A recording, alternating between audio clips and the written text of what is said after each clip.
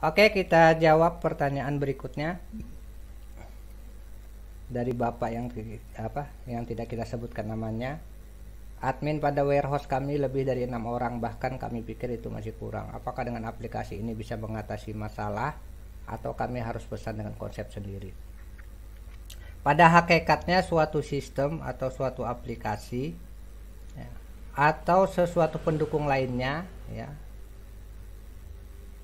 adanya IT itu untuk mempermudah pekerjaan ya, bukan malah membuat kita susah ya. Apalagi tidak bermanfaat, dia tentu akan menjadi beban perusahaan dan merugikan. Kita langsung saja ya.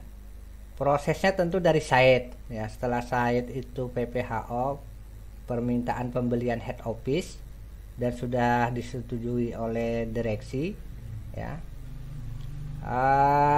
Tentu dia akan keluar ya di menu Proyukman ya, contohnya seperti ini. Kalau dia setuju, karena ini tidak ada PPH maka tidak muncul dia.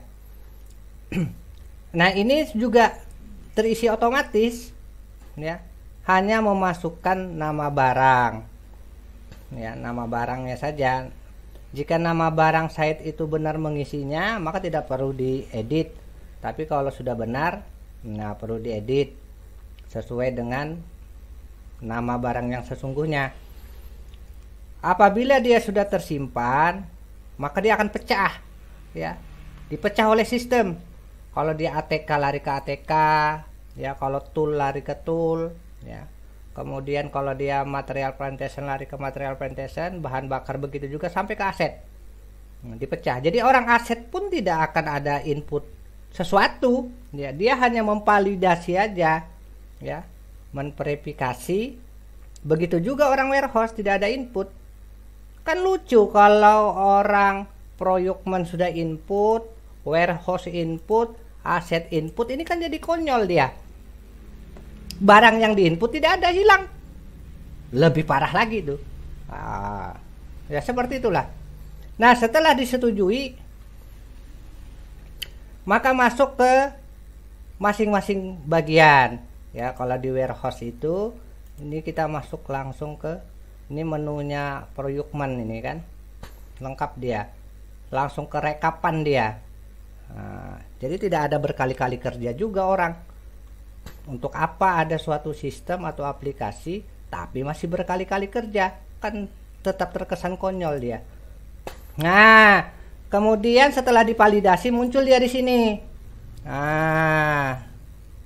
Jadi orang site, orang kantor ya, orang office bisa mengambil barangnya di warehouse ya, tinggal dia. Ini pun dia hanya mengisi sedikit saja sebenarnya, berapa jumlah yang datang itu.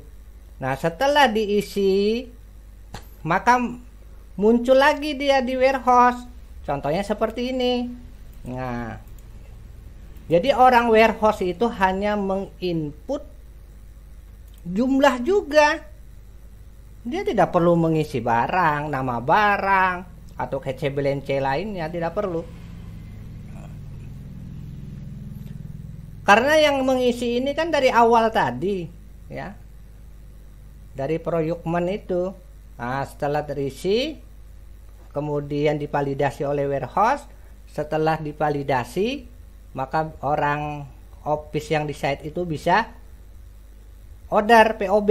Setelah POB mengambil barangnya, baru bisa muncul ini, dan itu pun harus disetujui oleh manajer, baru dia muncul.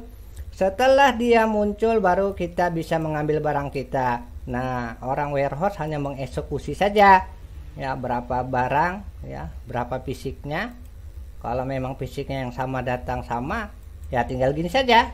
Kalau tidak sama kan terbit berita acara dia ya.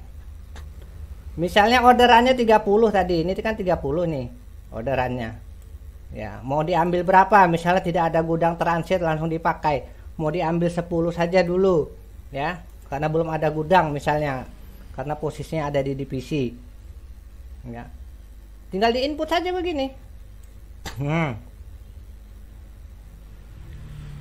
selesai, ya kan? Kemudian simpan, kalau dia tersimpan ya udah kemana-mana lagi itu larinya itu, ya kemana-mana. Ya. Kalau kita simpan maka terbit langsung dia berita acara seperti ini.